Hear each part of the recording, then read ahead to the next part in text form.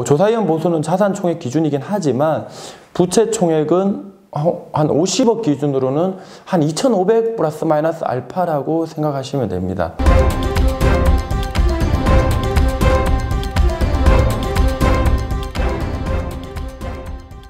이제 그 회생 실무준칙에 조사위원 보수 기준표라는 표가 있어요.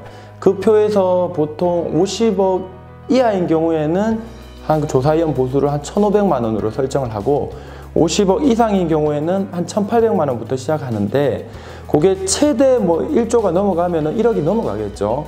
그 조사위원 보수에 법원에서 생각하는 어느 정도의 추가 비용들을 포함해서 그 예납금을 내야 되는데요. 그거는 신청 하는 순간 내는 게 아니라 신청을 하면 법원에서 예납금 납부 명령이라는 것을 내리면서 언제까지 내라고 합니다. 이제 그때 나오는 금액입니다.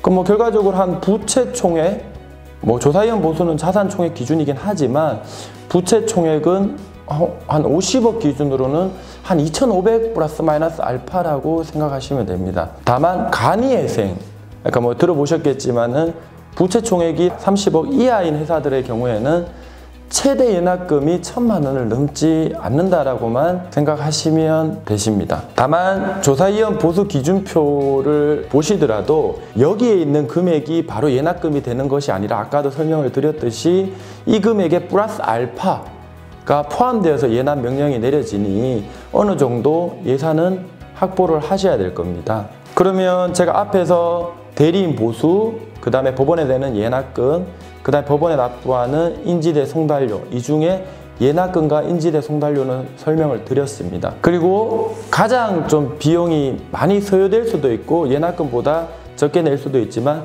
이제 대리인 보수입니다. 사실 대리인 보수라는 것은 기준이 없습니다. 대리인과 회사가 자유계약을 체결해서 결정하는 거라서 딱 기준이 있는 것은 아닙니다. 다만 일반적으로 관행적으로는 그 간이회생, 아주 작은 소액 영업 소득자, 간이법인 회생의 경우에도 기존 변호사 보수를 다 합치면은 2,000만 원은 대부분 초과를 합니다. 그리고 부채 총액이 엄청 큰 회사, 매출액이 엄청 큰 회사 같은 경우는 기본적으로 1억이 넘어갈 수도 있습니다. 그래서 이제 거기서 기본적으로 대리인들과 계약을 체결해서 결정을 하는데요. 다만 계약을 하다 보면은 업체들은 회생 신청과 관련하여 법무법인을 찾아가는 경우도 있고 회계법인을 찾아가는 경우도 있습니다.